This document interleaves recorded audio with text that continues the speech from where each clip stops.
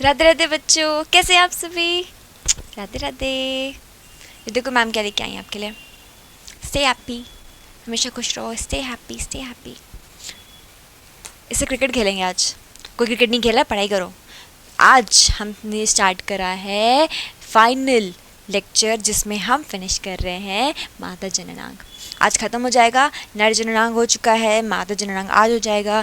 फिर हम पढ़ेंगे परागण और निषेचन। निषेचन में सबसे ज़्यादा मज़ा आएगी। ये बॉल किस लिए मैम समझ में नहीं आया, क्रिकेट नहीं खेलना है तो किस लिए लेके आई हुई है। ये इसलिए आया है ताकि आप समझ सको कुछ टाइम के लिए इसको एग्जाम्पल लेकर के कि ये है हमारा परागण।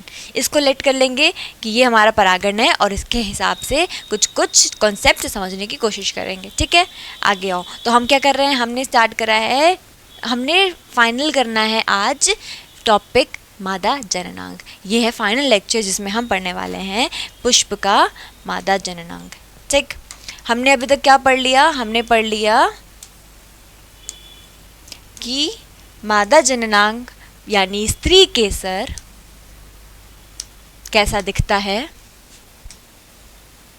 स्त्री केसर के कौन कौन से हमारे विभाजन होते हैं, उसमें कौन कौन सी हमारी संरचनाएं हैं, वर्तिकाग्र, वर्तिका और अंडाशय। कौन सी संरचनाएं हैं, 3 है, वर्तिकाग्र, वर्तिका और अंडाशय। पुष्पासन पे बैठा है अंडाशय, अंडाशय के अंदर है हमारा बीजांडासन और उसके अंदर है हमारी लघु बीजाणु धानी, मतलब ये। यहाँ तक पढ़ चुके थे। इसमें कौन कौन सी हमारी संरचनाएं प्रेजेंट है वो देख लिया था। एक बार रिवाइज करते हैं जल्दी से। सबसे पहले आपका आता है फनिकल, हाइलम नहीं, सबसे पहले आता है आपका फनिकल। फनिकल वो तंतु कह लो, तंतु से संरचना जो कि हमारे बीजांड आसन से बीजाणु को जोड़ रही, बीजाणु धानी को जोड़ रही होती है। और जिस जगह पे ये दोनों मिल रहे होते हैं उस जगह को हम नाम देते हैं हाइलम। और इसके अंदर हमारा क्या प्रेजेंट है, इसके अंदर हमारा भ्रूणकोश बनेगा जो कि बीजांड काय से पोषण ले रहा होगा।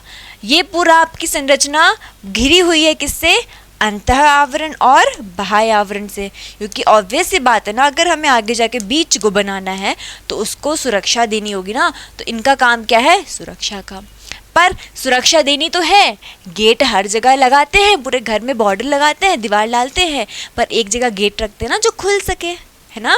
तो खुलने का काम क्या है, ताकि कोई अंदर आ सके। और यहाँ पे किसको अंदर लाना है, यहाँ हमें अंदर लाना है नर की युग्मक को।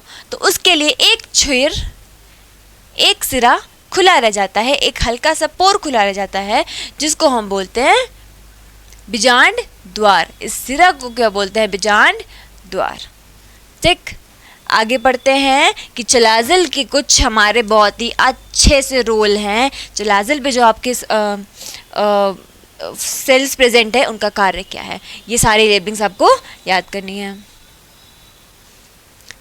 याद रखना ये चलाजल या फिर नाभिकीय सिरा बहुत इंपॉर्टेंट है। नाभिकीय सिरा कहाँ आता है, अगर आपका बीजांड द्वार इस छोर पे है।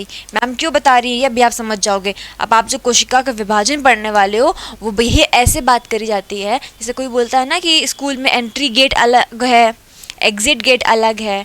2 छिरे होते हैं, 2 छोर होते हैं, किसी भी चीज़ के 2 छोर होते हैं, एक आगे का एक पीछे का। तो हम क्या करेंगे, हम जानेंगे कि अंदर जो आपका भ्रूणकोश बैठा है, जो आपका गुरु बीजाणु बनेगा, वो गुरु बीजाणु की जो कोशिकाएं हैं वो जो विभाजन कर रही हैं, तो वो किस तरीके से विभाजन करती हैं हम बताते हैं कि चलाजल के एंड पे, चलाजल के छोर पे जो कोशिकाएं बैठी हैं वो विभाजन करके क्या कर रही हैं, और जो माइक्रोपाइल के मतलब बीजांड द्वार के आपके जो बैठे हुए कोशिकाएं हैं वो कैसे विभाजन कर रहे हैं। ठीक, ये वाली जो संरचना है, अगर आपको फील करना है कि ये लगदी कैसे है आपके कोशिका के अंदर, तो एक बारी जल्दी से देख लेते हैं। ये वाली संरचना मैम बना के दिखा रही है, जल्दी जल्दी।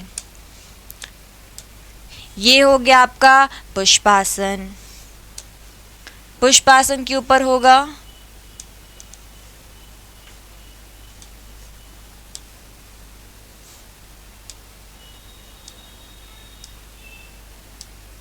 पुष्पासन के ऊपर होगा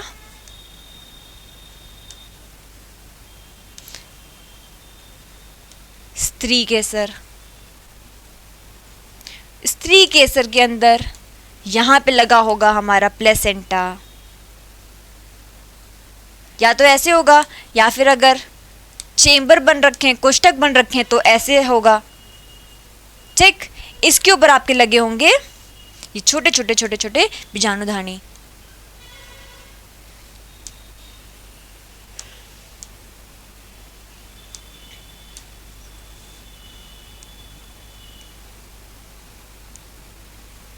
ये देखो ऐसे लगे होंगे। इसको जूम इन करके दिखाएं, जूम इन करके देखें।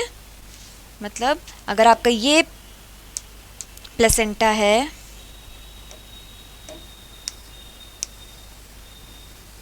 तो इसके ऊपर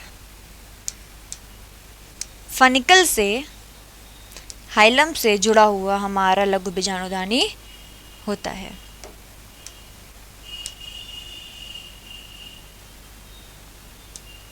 इसके अंदर होगा हमारा भ्रूणकोश। ठीक है, आई बात समझ में?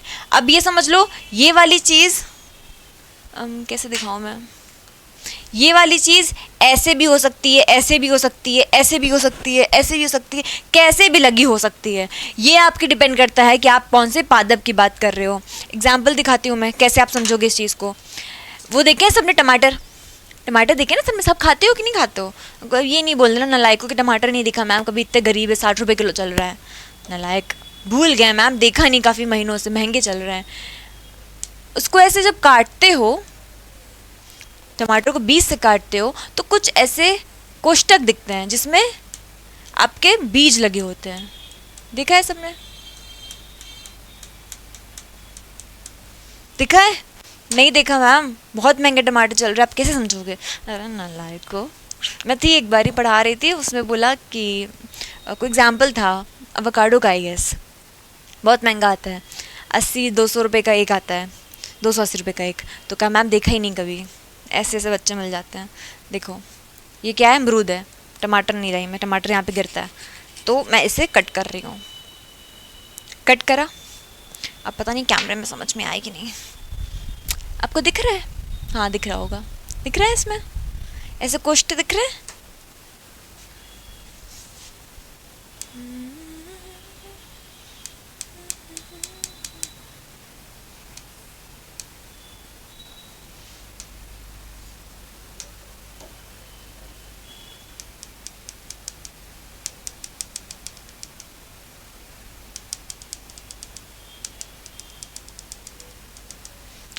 क्या है गोल गोल, क्या है ये? आपके बीज हैं, अमरूद के जो बीज होते हैं वो है ये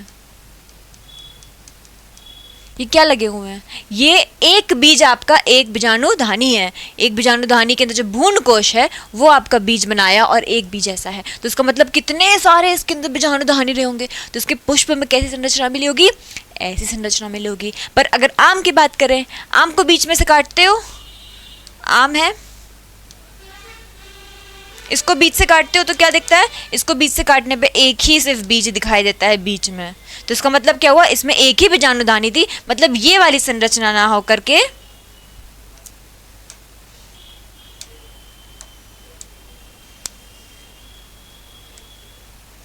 पुष्प, एक बीजांड आसन पे पुष्प के अंदर एक ही आपके लघु बीजाणुधानी, गुरु बीजाणुधानी थी।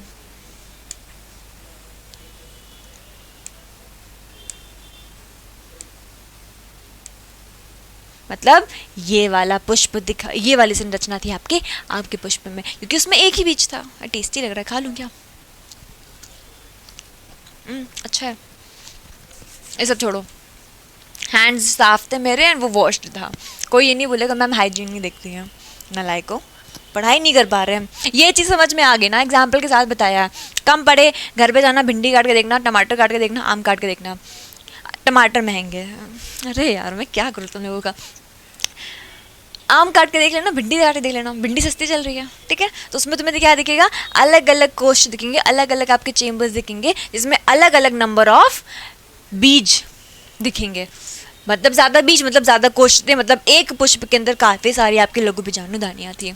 पर अगर एक ही बीज दिख रहा है मतलब एक ही लघु बीजाणुधानी थी। इसके कुछ एक्सेप्शनल केस, कुछ ऐसे पादप जिसमें ये वाला रूल आपका नहीं लगता है, वो आप पढ़ेंगे इस चैप्टर के बिल्कुल एंड में, ठीक है। तब तक कोई बदतमीजी नहीं करेगा, तब तक कोई नहीं कहेगा मैम हमने ये वाला बीज काटा देखा इसमें ऐसा था पर हमने ये चीज़ किताब में पढ़ रखी, तब तक नहीं कोई बोलेगा। ये टॉपिक जब आएगा चैप्टर खत्म होने के ऑलमोस्ट 1 घंटे पहले, तब भी पढ़ेंगे, ठीक है। अभी चीज़ समझ में आ गई, लघु बीजाणुधानी कि ये वाला हमारा छोर क्या है, चलाजल छोर है, ये वाला हमारा क्या कौन सा छोर है, बीजांड द्वार का छोर है, ठीक। आओ आगे, अब स्टार्ट करते हैं आज का हमारा टॉपिक। कहाँ ये रहा। आज हम पढ़ने वाले हैं कि गुरु बीजाणुधानी जो है उसका विकास कैसे हो रहा है, ठीक। आ जाओ, अंडाशय में बीजांड आसन के या अपरा से बनने वाली संरचना बीजांड कहलाती है। मतलब हमारे जो अंडाशन था उस पे जो हमने ये वाली संरचना बनाई, ये वाली संरचना क्या कहलाती है, हमारा गुरु बीजाणुधानी या फिर ओव्यूल कहलाती है। इसकी बात करें तो बीजांड आसन पर बने उभार की कोशिकाएं बार बार विभाजित होकर के बीजांडकाय न्यूक्लियस का निर्माण करती है। एक चीज़ होती है, आप समझो, कोई भी जब आपका कोशिका, ये अमरूद है, एक टाइम पे ये इतना छोटा था ना, इसकी कोशिकाएं का खुद का कोई अलग अलग नाम नहीं था, ये सिर्फ कोशिकाएं थी। इसमें ये नहीं था कि बाहर की कोई कोशिकाएं तो वैसे टफ होगी, हरे रंग की होगी, ऊपर के कवर, ऊपर का छाल बनाएगा, या इसकी कुछ ऊपर की कोशिकाएं होंगी, ये वाली जो ऊपर आपका काट के हटाते हो ये वाला पोर्शन, ये वाला जगह हटाते हो काट के, ये बनाएंगी, या अंदर बीज बनेंगे, ऐसा कुछ नहीं था। सिर्फ और सिर्फ क्या थी, कोशिकाएं थी। किसी भी जीव का शुरुआत होती सिर्फ और सिर्फ कुछ नंबर ऑफ, कुछ संख्या की कोशिकाओं से। उनका कोई नाम नहीं होता, कोई कारण नहीं होता, बस कोशिकाएं होती हैं जो विभाजन कर करके अपने आकार में लाएंगी, अपने आकार में वृद्धि लाएंगी, अपने आकार में कुछ परिवर्तन लाएंगी, तो हम उनका नाम चेंज करते हुए चलेंगे। तो अभी हमने क्या नाम दिया, अभी हमने देखा कि ये वाला जो काम है, ये वाला जो संरचना है, यहाँ तक पहुँचने से पहले क्या होता है, यहाँ तक पहुँचने से पहले हमारे पास सिर्फ और सिर्फ 2 चीज़ें हैं, एक पुष्पासन, दूसरा पुष्प आसन पे बैठा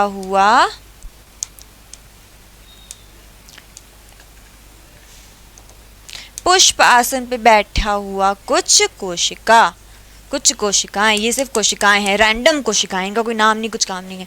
इनको हमने एक नाम दे दिया, क्या नाम दिया हमने नाम दिया बीजांडकाएं, मतलब न्यूसिलस, ठीक। इतना समझ में आया। अब क्या हुआ, इनमें से हमारी कुछ कोशिकाएं जिन्होंने क्या करा, सोचा कि अब इनको थोड़ी सुरक्षा की ज़रूरत है, इनके आवरण बना लेते हैं, तो इनका हमने नाम क्या दिया, चलाजल। जो चलाजल वाला छोर था, मतलब ये वाला जो छोर था, सॉरी ये वाला ऊपर वाला जो छोर था, ऊपरी वाली छोर ने डिसाइड करा, यहाँ की कुछ कोशिकाओं ने डिसाइड करा कि उनके गुणसूत्रों ने आज्ञा दे रहे हैं कि तुम जाओ, जा करके सुरक्षा करो इस न्यूसिलस की। तो इन्होंने क्या करा, 2 हमारे आवरण बना लिए, एक अलग अलग कलर से दिखाइए मैम, याद नहीं होता है, नालायक को, पढ़ाई कर लो, हाइलाइटर्स खरीद लेना और हाइलाइटर्स से कर लेना।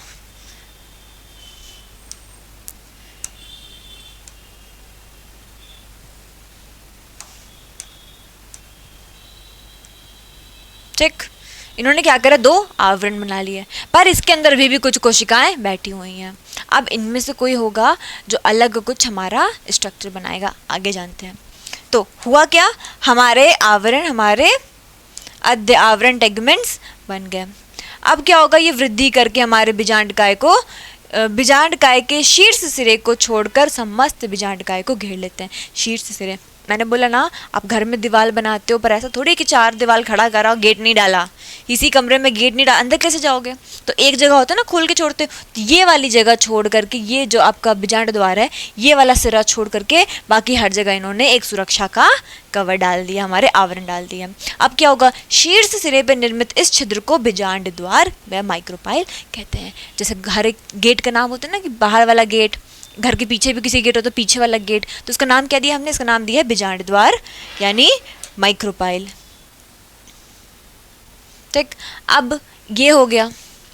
अब हम क्या करेंगे, थोड़ा सा लंबाई बढ़ाएंगे हमारे बीजांड वृंत की, मतलब फ्यूनिकल की।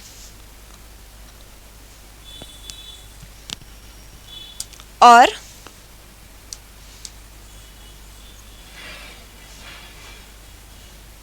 मैम फ्यूनिकल बढ़ गया, आवरण नहीं बढ़े रे नालायक को, लो बढ़ गए। ठीक, विजांड आसन वही है, विजांड आसन वही है। ठीक, अब थोड़ा सा बड़ा, अब बताया ना छोटा सा अमरूद है, कब तक छोटा रहेगा, बड़ा तो होगा ना कभी, तो अभी धीरे धीरे अपना आकार बदलेगा। ये हमारा बन गया यहाँ तक। इसके अंदर अब हमारा भ्रूण कोश तो बना ही नहीं मैम आपने, भ्रूण कोश बनेगा, आगे बनेगा।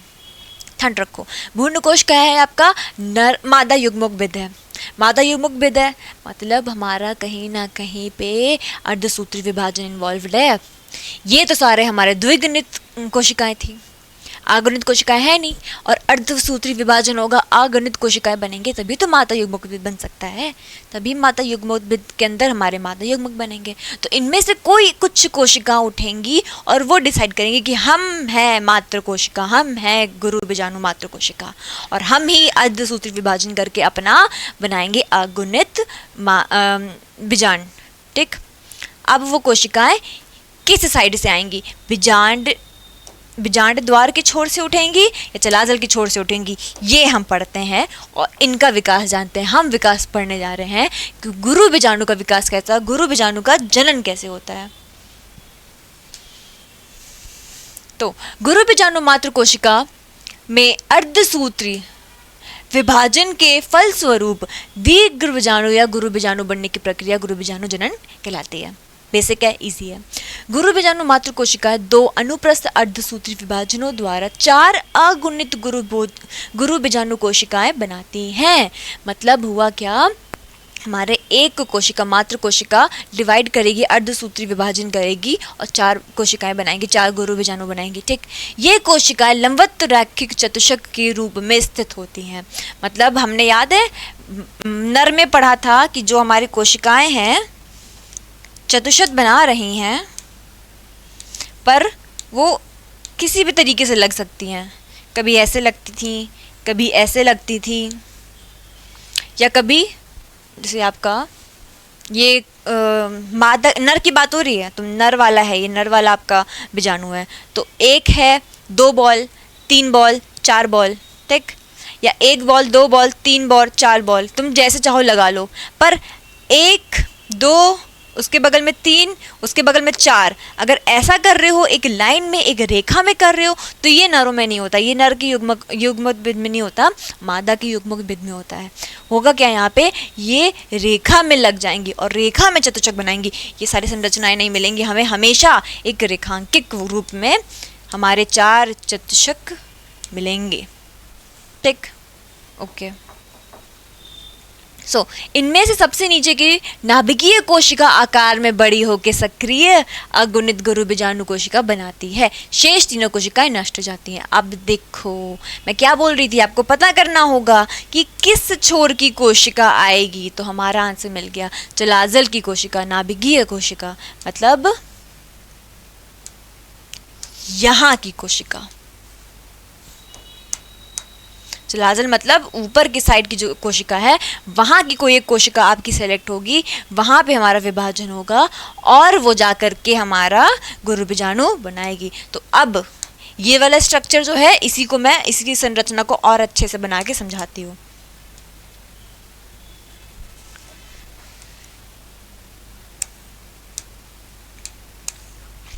जल्दी जल्दी रखते हैं, चलो बहुत देर हो गई। बच्चों को पढ़ाया जाता है, वैसे वैसे पढ़ाना पड़ रहा है,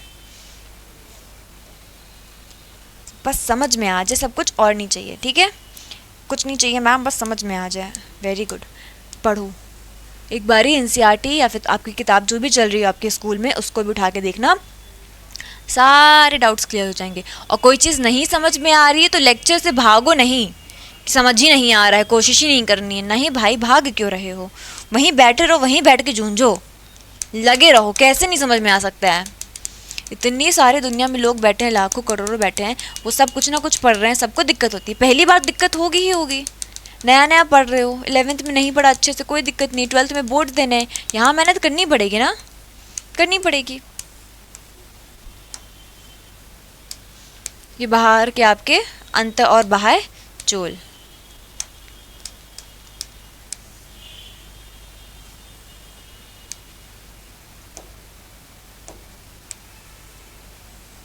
तो होगा क्या, हमारा एकमात्र मतलब गुरु बीजाणु मात्र कोशिका एक, यहाँ की कोई एक हरी वाली जो कोशिका है आपकी नाभिकी की साइड की कोई एक कोशिका बन जाएगी आपकी मात्र कोशिका। उस मात्र कोशिका में विभाजन होगा कौन सा, अर्धसूत्री। कौन सा विभाजन होगा, अर्धसूत्री। और हमारी 4 कोशिकाएं बन जाएंगी, मतलब 4 केंद्र, 1 2 3 4, 4 हमारे गुरु बीजाणु बन गए। अब क्या होगा, जो चलाजल की साइड, नाभिकीय की साइड, नाभिकीय छोर की साइड जो आपका ये वाला आपका कोशिका है, ये बस बचेगा, मतलब सिर्फ ये वाला कोशिका बचेगा, बाकी ये 3 आपके नष्ट हो जाएंगे, आपके नष्ट हो जाएंगे। ठीक, ये 3 आपके नष्ट हो जाएंगे। नष्ट कर दीजिए मैम, मैं महादेव नहीं हूं जिनका काम हो संहार करना, पर हाँ कोशिकाएं ब्लैक बोर्ड से हटा सकती है, उसमें कोई बहुत बड़ी बात नहीं है। अब हमारा क्या बचा, एक ही कोशिका, एक ही गुरु बीजाणु बचा। अब इसके बारे में जानते हैं।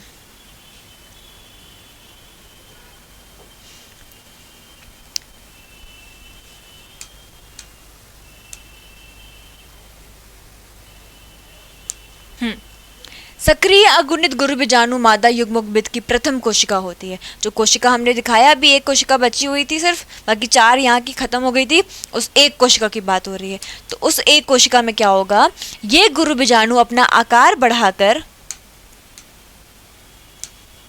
ये गुरु बीजाणु अपना आकार बढ़ाकर बीजांडकाय का अधिकांश भाग ले लेंगी, मतलब जिस संरचना में बैठी हुई थी साइज बढ़ा करके काफी जगह घेर लेगी। अब गुरु बीजाणु का केंद्रक समसूत्री विभाजित होकर 2 संतति केंद्रों का निर्माण करेगा। अब क्या होगा, जितना हमारा मोटा मोटा विकास होना था इस पूरी संरचना का हो गया।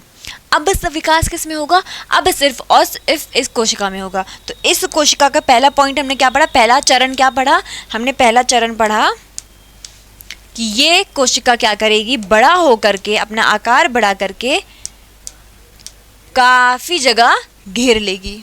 ठीक, अब दूसरा हमने क्या चरण पढ़ा, दूसरा स्टेप क्या पढ़ा कि ये अर्धसूत्री विभाजन करेगी और 2 केंद्रक बना लेगी। ये अर्धसूत्री आपका फ्री न्यूक्लियर है। फ्री न्यूक्लियर मतलब आपकी भित्ति एक ही रहे, एक कोशिका एक ही रहेगी, उसके अंदर आपके जो केंद्रक हैं, केंद्रक विभाजन कर रहे हैं, पर आपका कोशिका अलग नंबर नहीं हो रहा है, मतलब कोशिका एक ही है, कोशिका एक ही है, बस केंद्रक का नंबर बढ़ रहा है, चाहे जितने नंबर हो जाए। ठीक है, तो पहले 2 हो गए, फिर आगे का चरण लिखा है किसका नंबर बढ़ के,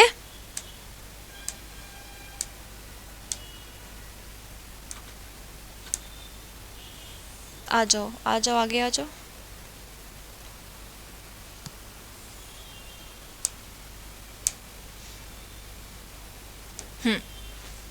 नहीं ये नहीं है,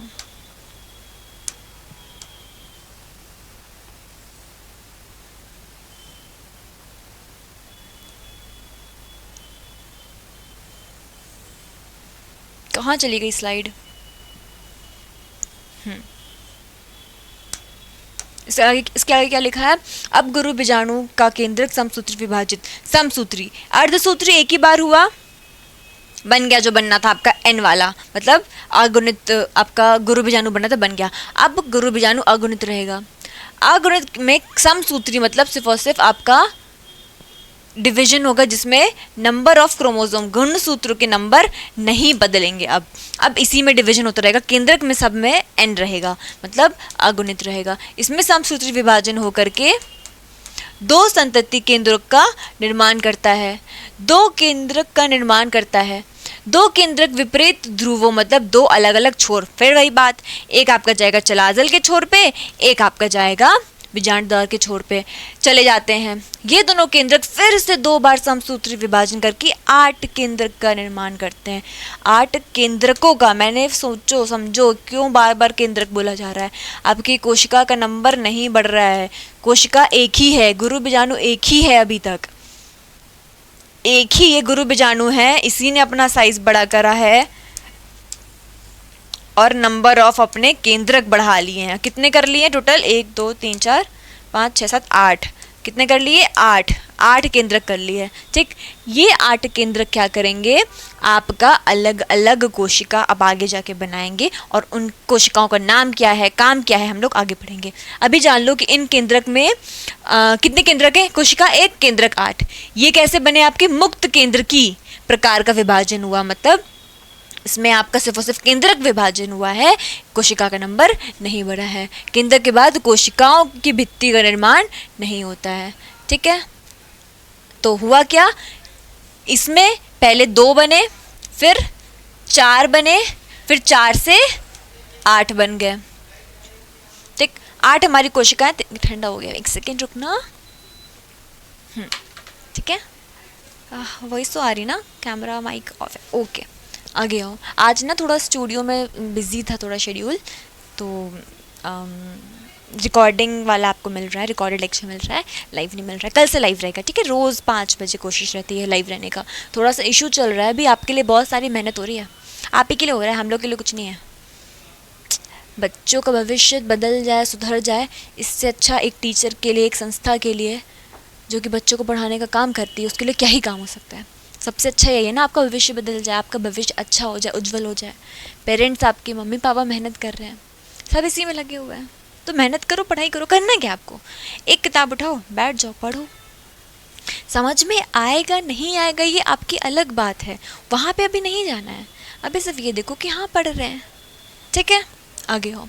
सो अब जो आपका एक कोशिका जिसमें 8 आपके केंद्र हैं, इसका नाम क्या पड़ा? इसका नाम हो गया अब भ्रूण कोश।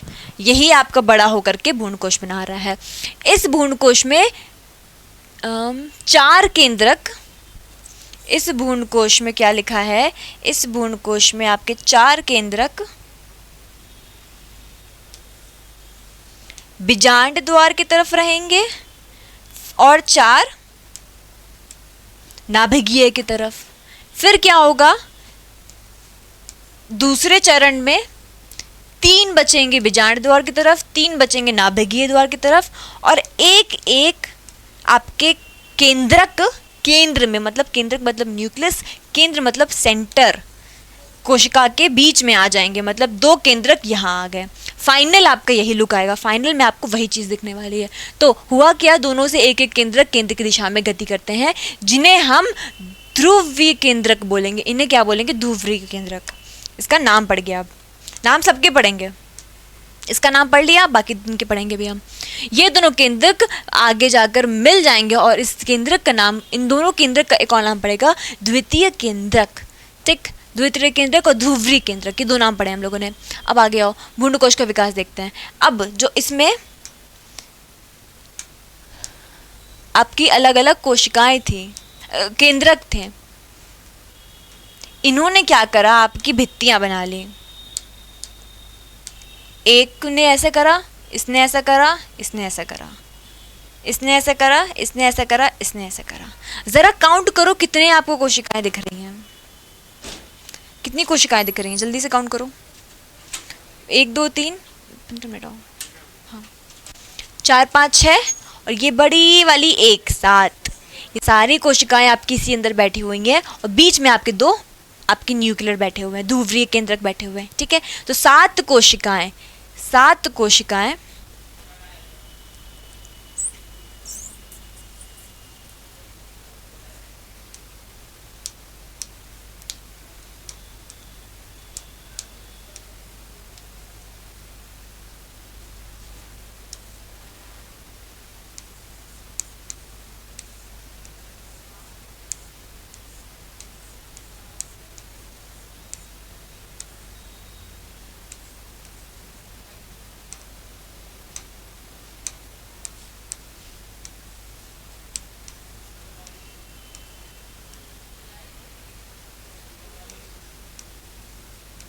आठ केंद्रक। ठीक, याद रखना है। उसके बाद अब क्या होगा? इनका नाम पड़ गया। नाम क्या पड़ा? एक जो आपका नाम ये रहा, अंड उपकरण।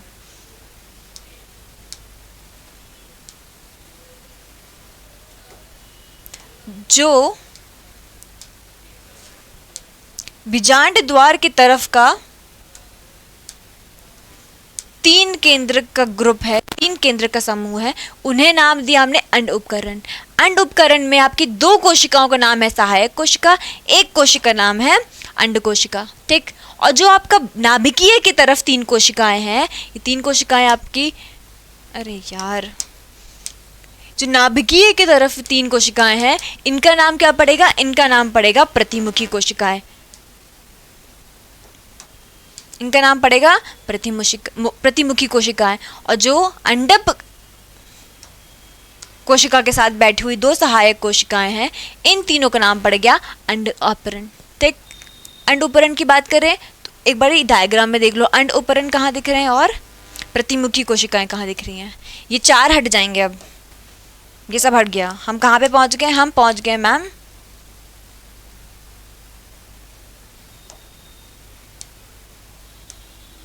हम पहुंच गए हैं अब इस चरण पे कि हमें कोशिकाएं दिखने लगी हैं। केंद्रक के चरण से उठ करके हम आगे बढ़ गए हैं और हमें ये वाली संरचना, ये वाला स्टेज दिख रहा है हमारे लघु बीजाणुधानी में।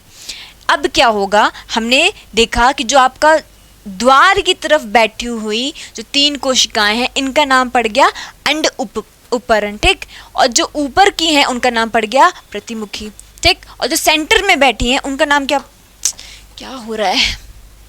उनका नाम क्या पड़ गया? पोलर न्यूक्लियाई,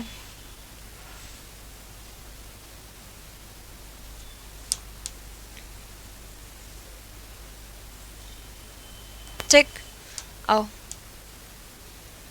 प्रतिमुखी कोशिकाएं, अंड उपरण और पोलर न्यूक्लियाई, तीनों देख लिया। ये हमारी 3 संरचनाएं दिखनी किसके अंदर? भ्रूणकोश के अंदर, ठीक। आज हमने जान लिया, पूरा फाइनल कर लिया कि एग्जैक्टली कैसा हमारा दिख रहा है, संरचना कैसी दिख रही है भ्रूणकोश की। ये पहले एक कोशिकीय था जिसमें 2 केंद्रक बने, फिर एक कोशिका में 4 केंद्रक बने, फिर 8 बने। 8 में से क्या हुआ? 3 आपके इधर रह गए, 3 इधर रह गए, बचे हुए 2 आपके केंद्र में आ गए, जिसको हमने ध्रुवीय केंद्रक बोल दिया।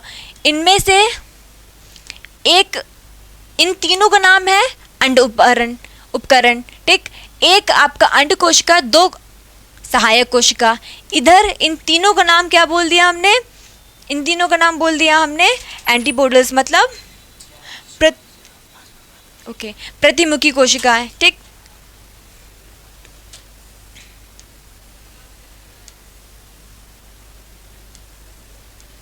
बस हो गया। ये देखो, ये वाला चाहो तो बना सकते हो, ये बिल्कुल सीधा सिंपल सा है, ज़्यादा कोई दिक्कत वाली चीज़ नहीं है। इसको अच्छे से देखो और कॉपी में बना लो। बाकी मेरा सजेशन यही है कि आप प्रॉपर हाइलाइटर्स वगैरह लो, डायग्राम प्रॉपर अलग अलग कलर से बनाओ तो चीज़ें याद रहती हैं। ये 2 मैंने अलग कलर यूज़ कर रहे हैं, 2 अलग रंगों से मैंने डायग्राम बनाया है, मतलब इन दोनों का अलग अलग नाम है, ठीक है। थोड़ा टाइम लगेगा, स्टार्टिंग में लगेगा, धीरे धीरे आदत पड़ जाएगी। ये है फाइनल आपके लिए गिफ्ट आज का, जिसमें मेरी फेवरेट चीज़, क्योंकि आगे जाके कहीं ना कहीं आपको सारी जीव विज्ञान को रियल लाइफ में अप्लाई करना है, ये सब कुछ एप्लीकेबल है, राइट। तो आपको माइक्रोस्कोप में चीज़ें देखनी होगी कि डॉक्टर बनोगे या फिर पैथोलॉजी में जाओगे ना, कुछ तो करना है ना। जीव विज्ञान लिया है तो मैथ्स वालों की तरफ तो जाओगे नहीं, इसमें कुछ करोगे, तो अभी से आते डाल लो। ये है आपके लिए माइक्रोस्कोप में एक क्रॉस सेक्शन लघु बीजाणुधानी का। ये देखो, CH लिखा है, CH मतलब चिलाजल वाला छोर, ये MC लिखा है मतलब माइक्रोपाइल वाला छोल। ये आपके इंटेगुमेंट है, इंटेगुमेंट मतलब आवरण, जो कवरिंग थी उसकी बात हो रही है। ये लिखा है हमारा छोटा सा बैठा हुआ, गेस करो क्या होगा ये? हाँ, यही है हमारा बैठा हुआ, यस यस यस, बोलो बोलो बोलो, अंड उपकरण। यस, अंड उपकरण यही बैठा हुआ है। ये पूरा क्या है आपका? एक लघु बीजाणुधानी है। नहीं समझ में आ रहा है? नहीं समझ में आ रहा मैम, अब समझ में आएगा।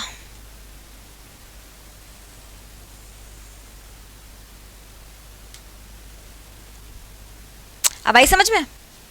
दिखा? ये भी वही है, पर अलग टाइप का है, जिसमें आपका चलाजिल वाला छोर इधर है और ये आपके ये हाइलम है, ये फेनिकल है, ये यहाँ पे है आपका माइक्रोपाइल, जहाँ से आपका नर का युग्मक आएगा। यहाँ पे नर का युग्मक यहाँ से आएगा। ये अलग अलग टाइप के हैं। आज के लिए बस इतना ही। ऐसे ही जीव विज्ञान को रियल लाइफ में अप्लाई करते हुए मौज मस्ती से पढ़ाई करेंगे, ठीक है। बहुत अच्छे से नोट्स बनाने हैं, चैप्टर अच्छे से पढ़ना है, ताकि आप जब चैप्टर फिनिश करो आपको फील हो कि हाँ मैं बहुत अच्छे से आप समझ सकता हूँ कि एग्जैक्टली आपके पुष्प कैसे रिप्रोड्यूस कर रहे हैं, कैसे जनन कर रहे हैं, ठीक है। आज के लिए इतना ही। राधे राधे।